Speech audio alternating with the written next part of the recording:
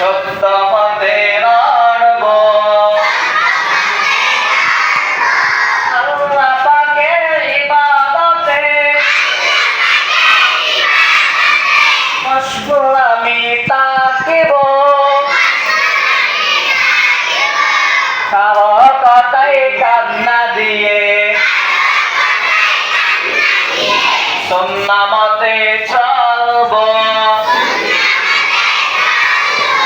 মা বাবার শুনব কথা পড়ালেখা করব মিথ্যে কথা বলব না সত্য পথে লড়ব আল্লাহ পাকের ইবাদতে মশগুল আমি থাকিব কারো কথাই কান্না দিয়ে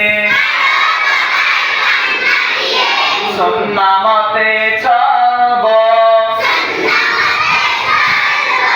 মা বাবার শুনব কথা